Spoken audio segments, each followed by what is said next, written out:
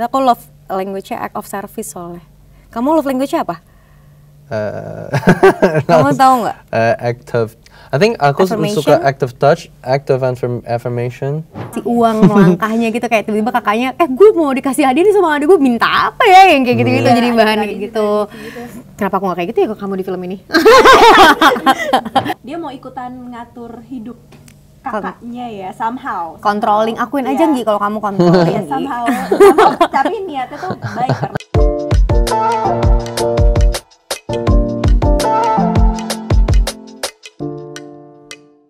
Hai Sobat Grit. Hai. Kita cast dari Yakin Nikah. Di sini ada aku Amanda berperan sebagai Anggi. aku Enzi berperan sebagai Niken. Dan aku Maxim sebagai Arya. Oke. Arya. Arya. Iya ya. Nikahannya di mana? Di gedung. Gedung. Bisa kok gedung? Udah bisa loh. Dulu. Bisa juga ya? Ada, pokoknya nonton. Gedung. Oh, Aduh, kalian aduh, lihatnya kamu. dari situ. Iya. Oh iya, jalan nyender. Di gedung. Ngeliat dia nyender anak. Oke Kak, sebelum kita masuk ke ceritanya soal apa Yakin Nikah, boleh dijelasin karakternya sedikit nggak Kak? Spill. Oke. Dari baru mau bilang dari kakak. Boleh, mau dari aku dulu ya.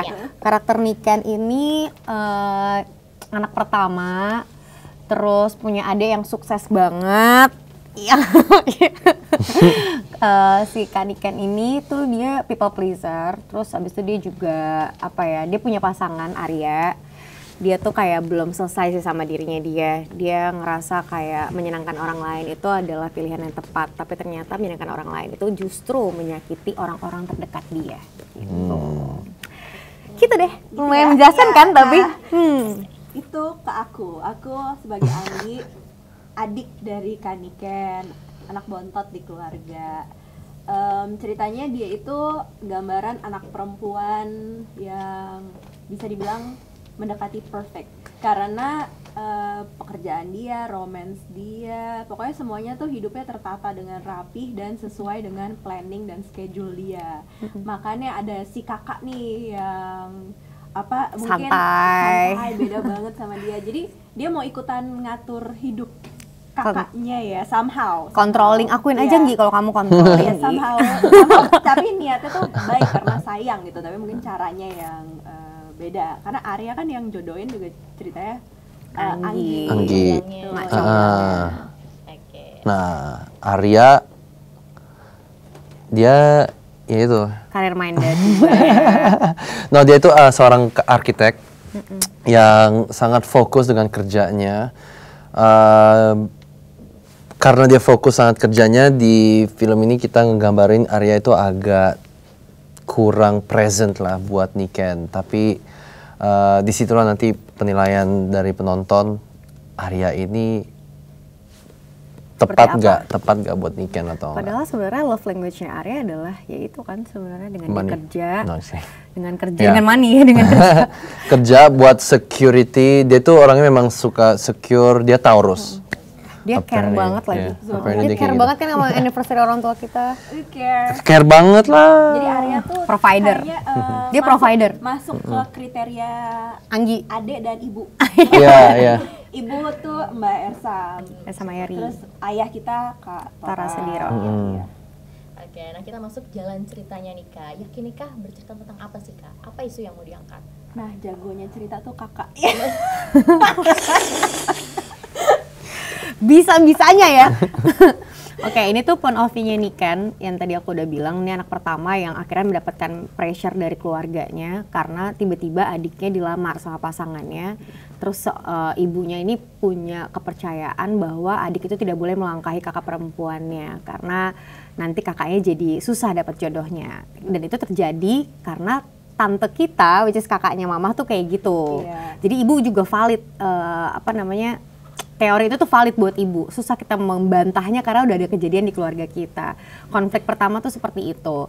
Terus yang kedua adalah gimana akhirnya si karakter Niken ini berusaha untuk mencari pasangan dan berusaha untuk pengen juga kayak adiknya gitu, at least ya bisa menikah juga lah gitu, dengan dia akhirnya memberikan kode-kode ke pasangannya gitu.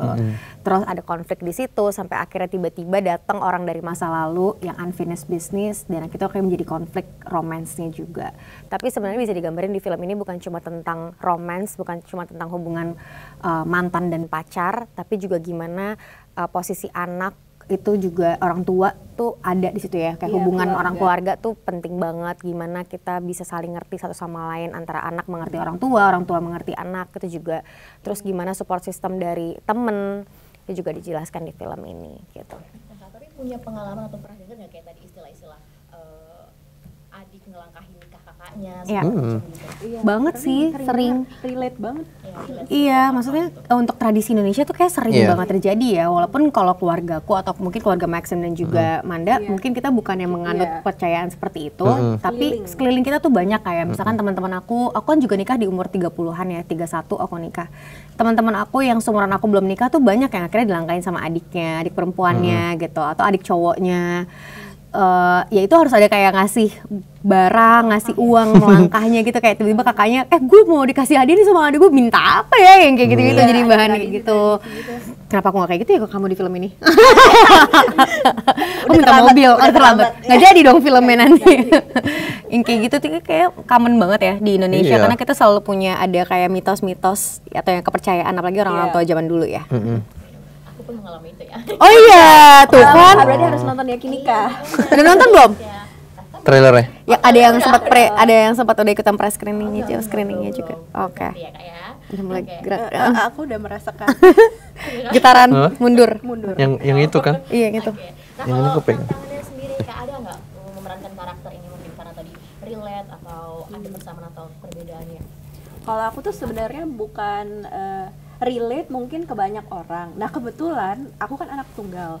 Nah di sini aku berperan sebagai anak bontot. Nah di film ini nggak tahu kenapa berasa jadi kayak punya kakak beneran. Terus jadi kayak punya keluarga baru gitu, ngerasain oh gini ya kalau punya kakak rasanya. Terus kayak dari ada saingannya dikit gitu kan, bukan saingan sih, cuman kalau yang satu lebih sukses kan pasti yang satunya Ada perbandingan gitu perbandingan. kan. Nah itu aku nggak ngerasain. Terus ada misalnya adik mau nikah, terus kakak kayak oh nggak boleh ngelangkahin nih, jadi buru-buru karena nggak mau ngecewain adik gitu. Oh ada kayak gitu ya, jadi ngerasain yang namanya sisterhood tuh kayak gitu kalau aku. Kalau aku kesulitannya ya, mungkin nggak bisa dibilang kesulitan ya, kayak mungkin tantangan baru di setiap mainin karakter pasti ada tantangannya kan, seru, ada keseruannya sendiri gitu, experience yang baru. Nah karakter Niken ini cukup jauh sama Enzi secara karakter apa ya, dia orangnya tuh cukup tenang, galau, tipenya tuh gloomy terus gitu kan, dia kayak sensitif, oversensitif mungkin, terus kayak people pleaser, dia kurang tahu dia maunya apa, karena dia terlalu sering untuk yang tadi aku bilang menyenangkan hati orang lain gitu, dia ngikutin let it flow aja. Sedangkan karakter Enzi sendiri orangnya lebih terstruktur, dia lebih tahu dia maunya apa gitu, jadi kayak aku akhirnya mempelajari karakter baru, dan aku percaya sebenarnya ada sisi Niken di Enzi yang mungkin aku baru tahu setelah aku syuting gitu. Jadi kayak pastilah setiap kita dapat karakter pasti ada yang beririsan sama karakter aslinya.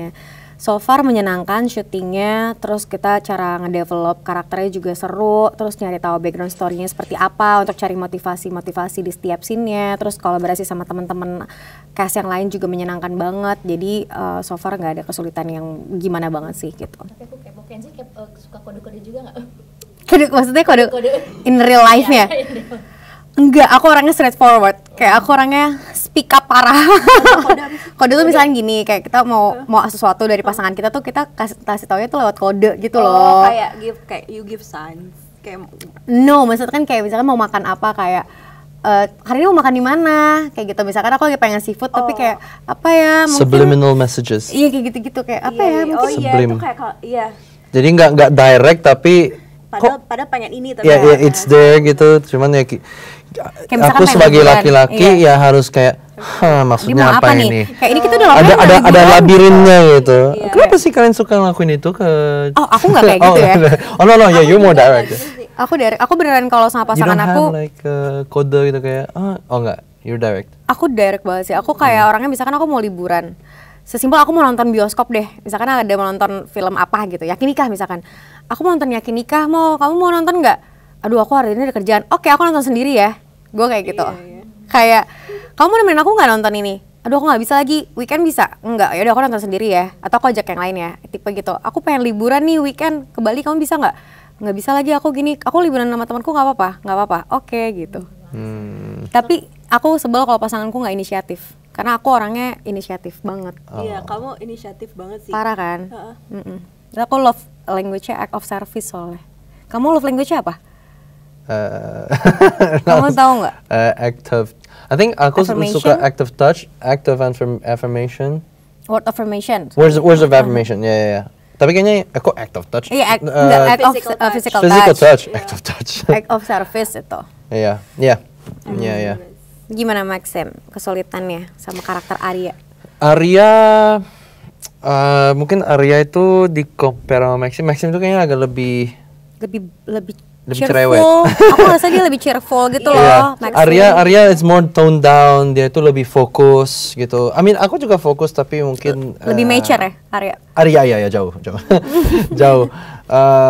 Apalagi mungkin yang agak sulit itu adalah aku tuh orangnya apa ya namanya kayak jittery. I'm always moving, I'm always touching stuff. Aku tuh orangnya seperti itu gitu. Dia nggak bisa diem gitu loh. Aku nggak bisa diem sama sekali. Dan Arya tuh Lebih Kalem banget. ya kalem lebih sekali. maksudnya ya gerakannya pun juga lebih kecil. Jadi sutradara tuh selalu kayak Max, calm down. Oh iya, zen.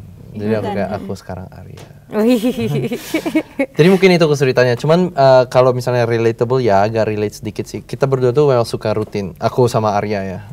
Suka yang namanya kayak everything is Planning structured gitu ya. and planning ya. Aku nggak suka kayak masuk ke misalnya investasi apapun itu bukan not financial any investment gitu. I need to know where it's going gitu loh. Ini mau kemana gitu ya. So Arya seperti itu juga sih kayaknya. Iya. Keseluruhan aman ya kayak tantangannya Aman sih. Aman terkendalikan oleh Bu Prita, Iya, sutradara kita. Sutradara. Tapi kalau sama Gary kan pacar SMA ya. Terus kan dia mantan. Teman-teman Grit, kamu kalau sama mantan kamu jadi lebih lepas ya. Kayak emang kalau terlarang tuh biasanya lebih lepas tuh biasanya tuh.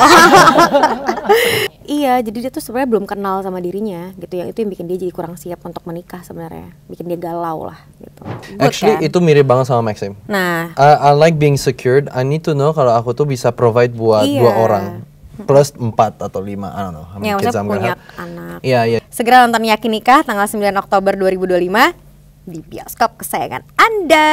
See you. Terima kasih sudah menonton video ini. Jangan lupa subscribe dan aktifkan lonceng notifikasi supaya kamu nggak ketinggalan video terbaru dari Grit.